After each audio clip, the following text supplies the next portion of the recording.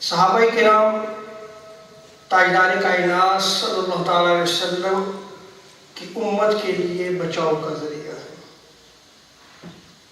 جیسے کہ سید عالم صلی اللہ تعالیٰ علیہ وسلم نے ارشاد فرمایا۔ سیدنا ابو ہریرہ رضی اللہ تعالیٰ عنہ اس روایت کو نقل فرماتے ہیں کہ میرے صحابہ میری امت کے لیے بچاؤ کا ذریعہ ہے، اور حضور صلی اللہ علیہ وسلم کے صحابہ کے ساتھ اچھا سلوک کرنا اور ان کی حفاظت کا حکم دیا گیا ہے، جیسے کہ حضور علیہ السلام ارشاد فرماتے ہیں احفظونی اصحابی، میرے صحابہ کا خیال رکھنا۔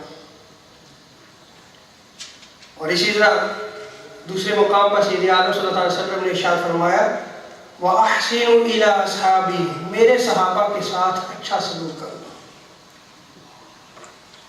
ایک اور مقام پہ سید عالم صلی اللہ علیہ وسلم نے ارشاد فرمایا اتقوا اللہ فی اصحابی، میرے صحابہ کے بارے میں تم اللہ تعالیٰ سے ڈرنا۔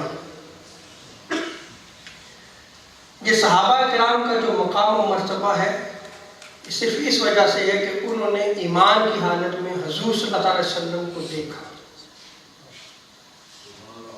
اور اسی پہ جو ہے وہ قائم رہے اور اسی حالت میں اس دنیا سے وہ چلے گئے۔ اب یہ یاد رکھ لیں کہ جب صحابہ کرام کے جو فضائل آتے ہیں، جو مناقب آتے ہیں، ان میں اہل بیت شامل ہیں، کیونکہ صحابہ کرام جتنے بھی اہل بیت اطہار ہیں وہ سارے کے سارے صحابی ہیں، وہ سارے کے سارے صحابی ہیں۔ اب یہاں پر ایک خاص نقطہ بھی یاد رکھ لیں کہ سارے صحابہ جو ہے وہ اہل بیت اطہار نہیں ہیں، لیکن سارے اہل بیت اطہار جو ہے وہ صحابہ ہیں۔ وہ کیا ہے؟ صحابہ ہے۔